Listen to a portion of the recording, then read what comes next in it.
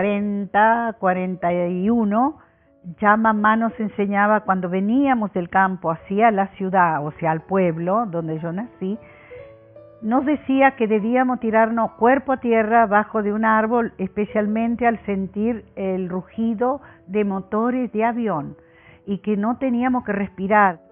Los aviones tiraban, si era de noche, por ejemplo, que era lo más fácil que viajábamos desde el campo al pueblo, tiraban unas cosas que iluminaban, que en dialecto nuestro se llamaba skeggi, e iluminaban todo, entonces veían a las personas caminar y ahí tiraban las bombas. Mamá tenía 3 diferentes lugares que eran campos nuestros. Uno se llamaba Lotaretto, que era a la ladera de una sierra grande. Otro se llamaba Sparacello, donde había surgente de agua, y otro lugar que se llamaba Scotarà. Esa vez veníamos de Sparacello y escuchó mi mamá de lejos, porque es el rugir, entonces me envolvió entre sus brazos y la verdad yo no sabía qué actitud tomar, y nos tiramos las dos abrazadas dentro de un cerco de espina que eran de mora, unas moras negras grandes, y cuando una vez que pasaron ya los aviones, salimos todas sangrentadas, los bracitos míos, mi carita, porque era pequeña, tendría 3 años y medio. Otra vez sí, estábamos en el lugar de Scotarà, donde teníamos la casa, que pasábamos todos los fines de semana mayormente ahí, porque teníamos un surgente de agua, y mi papá, antes de ir a la guerra, había hecho como una tipo pileta de natación, y tenía una parte que surgía y salía, ¿no?, para que no rebalse. Y mi mamá me enseñaba a lavar pañuelitos, entonces me iba a hacer, y escuchó el ruido, y salimos corriendo en un lugar que se llama Traforo. Era como un túnelcito dentro de la subida de la tierra, porque allá era más subida, acá era más bajada, y nos metimos ahí adentro, y de la parte de enfrente, una vez que se cruzaba el río, que estaba al fondo, cayó una bomba, que es el día de hoy que existe el cráter que dejó esa bomba, y nosotros nos salvamos por estar adentro de ese tipo cueva hecha de ladrillo que había hecho mi padre. En el campo, que se llamaba Scotarà, ese era el más especial porque teníamos ese agua surgente, y entonces mamá, con los peones que teníamos, ponía los surcos y ahí plantaba, hacía el huerto, la huerta, ¿no? En italiano es l'orticello.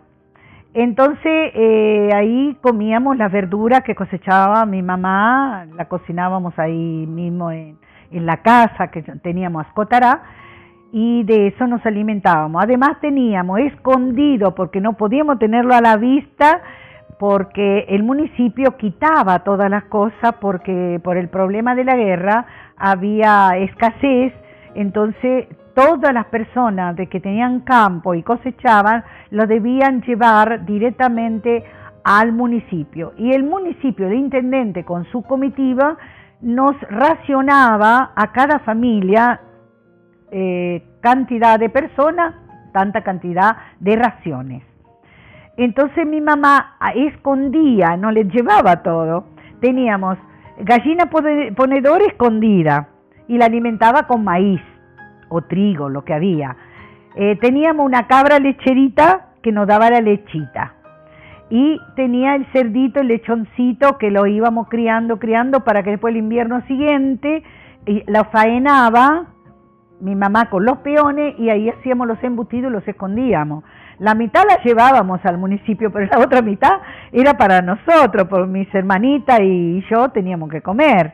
En las alarmas era una sirena que gritaba fuertísimo, y era el pánico completo para todas las personas. Entonces, ¿qué hacía mamá? Urgente, había que levantarse y correr al refugio, el cual era un sótano con una escalera, pero en la puerta que daba hacia afuera, los hombres grandes cortaban ramas frescas casi todos los días de árboles, para que pareciera que no hay una entrada.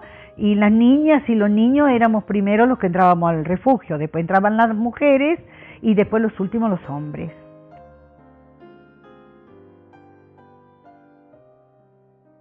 Para nosotros los alemanes eran demonios, porque si era una niña, una madre que tenía una hija de una cierta edad apetecible, se la robaban y se la llevaban y bueno, no sé, la hacían esclava, la violaban, no sé qué hacían. Entonces mi mamá, como mi hermanita mayor tenía 3 años más que yo, era una niña de 10 años, un ejemplo, y yo tendría 6, 7, ¿qué hizo? Con carbón la tiñó de negro, la hizo como si fuera africana para que no se la llevaran los alemanes, que la llamábamos Tedeschi.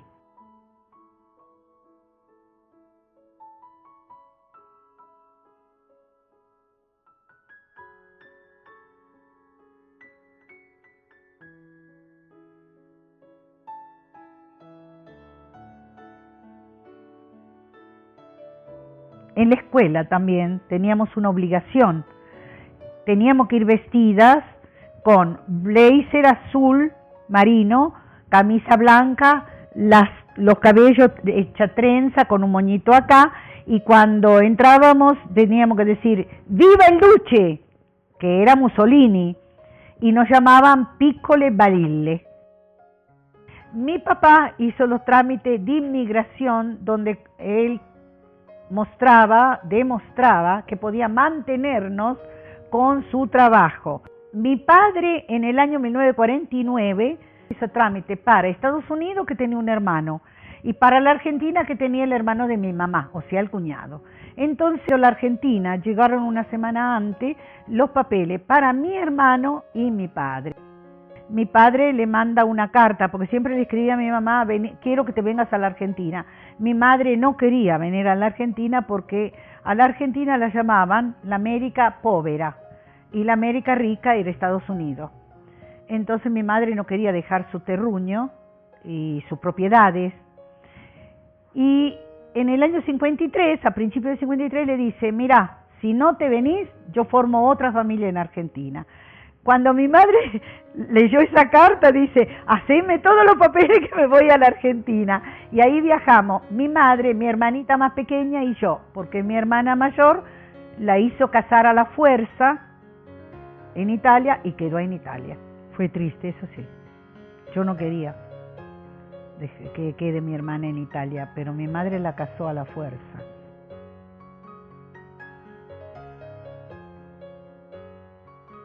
Bueno, comenzamos el viaje. La única vez que comí verdaderamente fue cuando pasamos el Ecuador, porque nos dieron pasta con salsa colorada al estilo italiano. Y cuando bajamos a Las Palmas de Mallorca también comí, y los demás días solamente comí naranjas. Y después un viaje larguísimo en ese barco, mucha agua y cielo, y un día hubo una tormenta tan grande que el cura de a bordo hizo la bendición para todos y nos dieron chalecos salvavidas, pero gracias a Dios llegamos al puerto de Buenos Aires después de tantos días.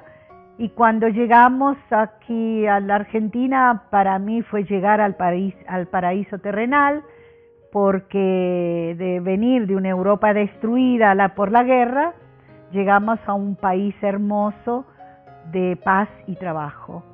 Llegué el 20 de febrero de 1954 y ya en marzo comencé las clases de escuela argentina.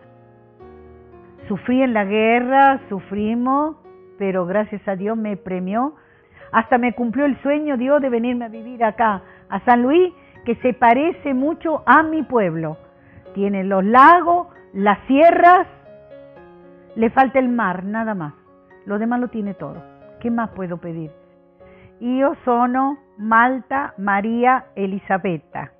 Sono nata a Maierato, provincia di Vibo Valentia, Calabria, Italia, il 13 di settembre del 1939, giusto il giorno che Hitler ha firmato la Seconda Guerra Mondiale.